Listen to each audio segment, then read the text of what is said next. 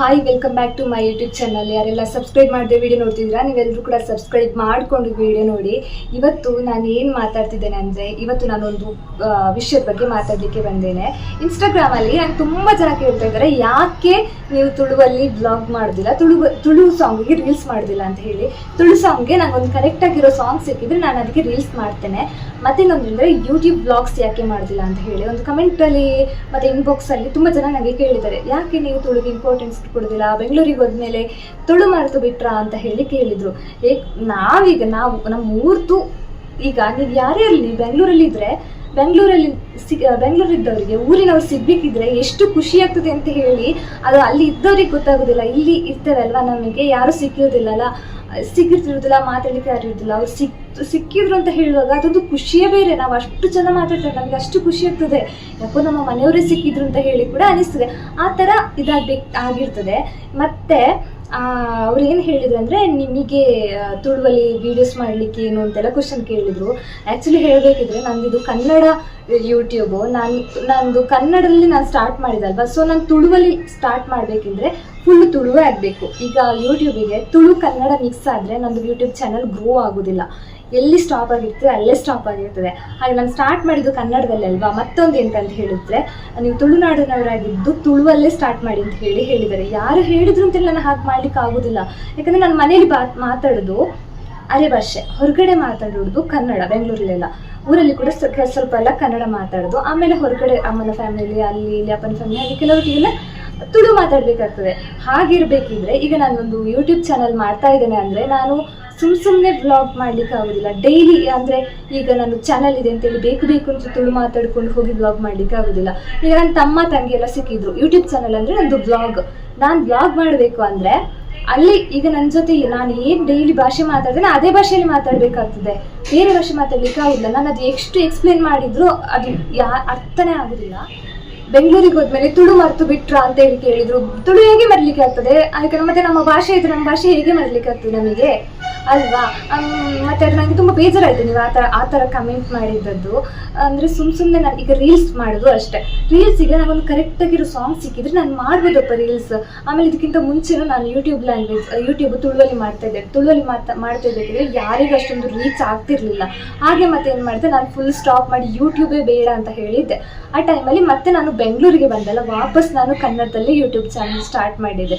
ಆವಾಗ ನಾನಿರೋ work place ಅವರಿಗೆ ಎಲ್ಲ ವರ್ಕ್ ಪ್ಲೇಸಲ್ಲಿರುವ ಅವರಿಗೆಲ್ಲ ಅದಿಷ್ಟ ಆಯಿತು ವ್ಲಾಗ್ಸ್. ಅವರಿಗೆ ಏನಂದರೆ ನಮ್ಮ ಕಲ್ಚರ್ ನೋಡಲಿಕ್ಕೆ ಇಷ್ಟ, ಮತ್ತು ನಮ್ಮ ಊರಲ್ಲಿ ಏನೆಲ್ಲ ಇರುತ್ತೆ ಅದನ್ನೆಲ್ಲ ನೋಡಲಿಕ್ಕೆ ಇಷ್ಟ.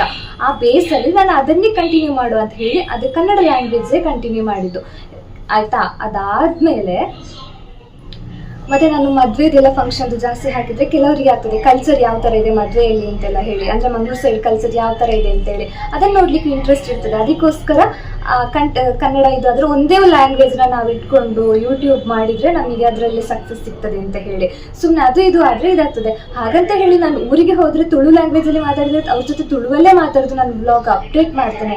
ಮಾಡೋದಿಲ್ಲ ಅಂತ ಯಾರು ಹೇಳಿದರು ಅಲ್ವಾ. ಹಾಗೆ ಮತ್ತು ಇನ್ನೂ ಏನಾದರೂ ಕ್ವಶನ್ ಇದ್ದರೆ ಕಮೆಂಟ್ ಸೆಕ್ಷನಲ್ಲಿ ಹಾಕಿ, ನಾನು ಮಾಡಿದ್ದು ತಪ್ಪಾಸಲ್ಲ ಅಂತ ಕೂಡ ಹೇಳಿ ಹಾಕಿ. ಮತ್ತು ನಮ್ಮ ಊರಿನ ಬಗ್ಗೆ ಹೆಮ್ಮೆ ಇಲ್ಲ ಅಂತೆಲ್ಲ ಹೇಳಿದ್ರು. ಯಾರು ಹೇಳಿದ್ರಿ ಹೆಮ್ಮೆ ಇಲ್ಲ ಅಂತ ಇವಾಗ ಯಾರು ಹೇಳ್ತಾರೆ ಅಲ್ವಾ. ಅಂದರೆ ಅದೊಂದು ಅದು ಯಾರಿಗಂದರೆ, ನಾವು ಯಾವತ್ತು ಊರು ಬಿಟ್ಟು ಬೇರೆ ಊರಿಗೆ ಬರ್ತೇವೆ ಅಲ್ಲ, ಆವಾಗ ನಮಗೆ ಗೊತ್ತಾಗ್ತದೆ ನಮ್ಮ ಊರಿದು ಬೆಲೆ ಏನು ಅಂತೇಳಿ ನಮಗೆ ಗೊತ್ತಾಗ್ತದೆ. ಅಲ್ಲಿ ಕೂತ್ಕೊಂಡು ನೋಡೋರಿಗೆಲ್ಲ ಗೊತ್ತಾಗೋದಿಲ್ಲ ಅವರು ಇಲ್ಲಿ ಏನು ಮಾಡ್ತಿದ್ದಾರೆ ಅಂತ. ಅವ್ರು ಅಂದ್ಕೊಂಡಿರ್ತಾರೆ, ಬೆಂಗಳೂರಿಗೆ ಹೋದ್ಲು, ಚೇಂಜ್ ಆದ್ಲು, ಫುಲ್ ಕನ್ನಡನೇ ಮಾತಾಡಬೇಕು ಅಂತ. ಕನ್ನಡ ಮಾತಾಡೋದು ತಪ್ಪೇನಿದೆ, ನಮ್ಮ ಕರ್ನಾಟಕದ ಭಾಷೆ ಕನ್ನಡ.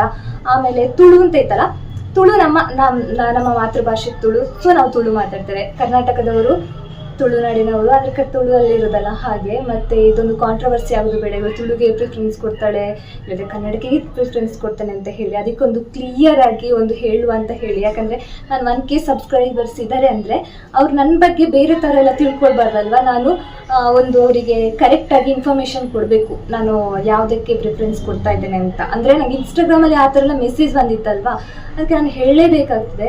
ಹಾಗೆ ತುಂಬ ನಿಮಗೆ ಈಗ ಬೋರ್ ಆಗಿರ್ಬೋದು ನಾನು ಹೇಳೋದಿಲ್ಲ. ಮತ್ತು ಇನ್ನೊಂದು ಅಂತ ಹೇಳಿದರೆ, ನಾವು ಮಂಗಳೂರವರು ಕನ್ನಡವನ್ನು ಬಿಟ್ಟು ಕೊಡೋದಿಲ್ಲ, ತುಳುವನ್ನು ಬಿಟ್ಟು ಕೊಡೋದಿಲ್ಲ. ಹಾಗೆ ಆರೆ ಭಾಷೆ, ಕೊಂಕಣಿ, ಮರಾಠಿ ತುಂಬ ಲ್ಯಾಂಗ್ವೇಜ್ ಇರ್ತದೆ. ಯಾವುದನ್ನು ಕೂಡ ಕುಂದಾಪುರ ಕನ್ನಡ ಯಾವುದನ್ನು ಕೂಡ ನಾವು ಬಿಟ್ಕೊಡೋದಿಲ್ಲ. ನಮಗೆ ಎಲ್ಲ ಭಾಷೆಗಳು ಕೂಡ ಸೇಮ್, ಎಲ್ಲಾನು ಒಂದೇ ನಮಗೆ ಅಲ್ಲ. ಹಾಗೆ ಹೀಗೆ ಹೇಳ್ತಾ ಈ ವ್ಲಾಗ್ನ ಇಲ್ಲಿಗೆ ಎಂಡ್ ಮಾಡ್ತಾ ಇದ್ದೇನೆ. ಮತ್ತು ನನಗೆ ಸಪೋರ್ಟ್ ಮಾಡುವವರೆಲ್ಲರೂ ಕೂಡ ಹೀಗೆ ಒಂದು ಕಮೆಂಟ್ ಮಾಡಿ, ಹೀಗೆ ಮಾಡಿದರೆ ನಂಗೆ ತುಂಬ ಖುಷಿ ಆಗ್ತದೆ ಸಪೋರ್ಟ್ ಮಾಡಿದ್ರಲ್ಲ ಅಂತ ಹೇಳಿ. ಮತ್ತು ಅದು ಕಮೆಂಟ್ ಮಾಡಿದವರಿಗೆ ಮತ್ತು ಮೀನ್ ಬಾಕ್ಸಲ್ಲಿ ಮೆಸೇಜ್ ಹಾಕಿದವರಿಗೆಲ್ಲ ಇದೇ ಹೇಳಲಿಕ್ಕೆ ಇಷ್ಟಪಡೋದು. ಅಂದರೆ ಒಂದ್ಸಲ ಫಸ್ಟಿಂದ ಲಾಸ್ಟ್ ತನಕ ಬ್ಲಾಗ್ ನೋಡ್ಕೊಂಡು ಬನ್ನಿ, ಅವಾಗ ಗೊತ್ತಾಗ್ತದೆ ನಾನು ಏನೆಲ್ಲ ಆನ್ಸರ್ ಮಾಡಿದ್ದೇನೆ ಅಂತ ಹೇಳಿ. ಹಾಗೆ ಸಾಕು, ಇಲ್ಲಿಗೆ ಈ ಬ್ಲಾಗ್ನ ನಿಲ್ಲಿಸುವಂತೇಳಿ ಅನ್ನಿಸ್ತದೆ. ನನಗೆ ಇನ್ನು ಇಲ್ಲಿ ವರ್ಕ್ ಇದೆ.